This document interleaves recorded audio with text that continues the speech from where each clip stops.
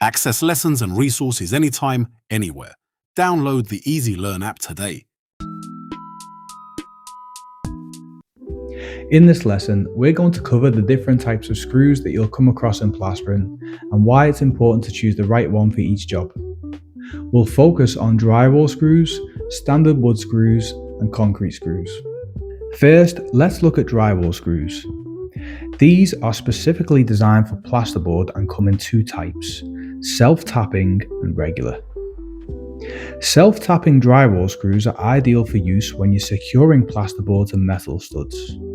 The self-tapping feature helps the screw easily penetrate the metal before the screw bit locks into place. This is especially useful when you're working with metal framing, as it saves time and effort.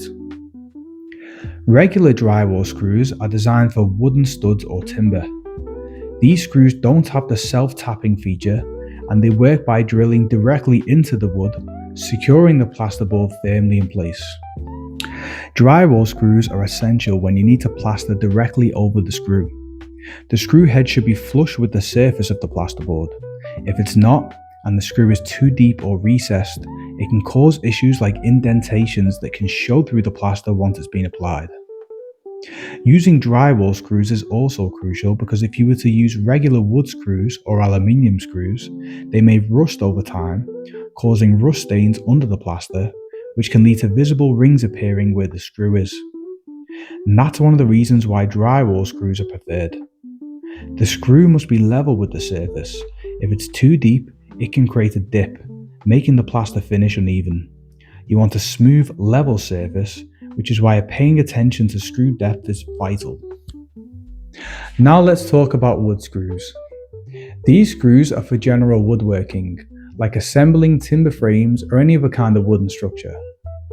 But when it comes to plastering, we never recommend plastering directly over this screw.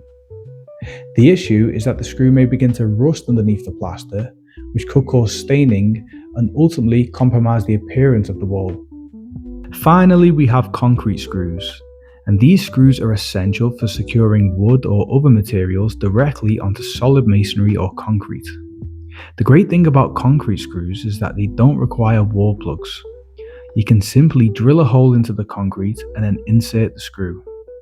For example, if you're using a standard 7.5mm wide concrete screw, you want to use a 6mm wide drill bit, and this ensures a tight fit, which gives the screw a strong hold. When screwing wood into a wall, hold the wood firmly in place first and drill directly through the wood and into the wall. Then remove the wood and drill deeper into the hole that you've just created. This ensures that when you drive the concrete screw through the wood and into the wall, it has enough depth for a solid hold.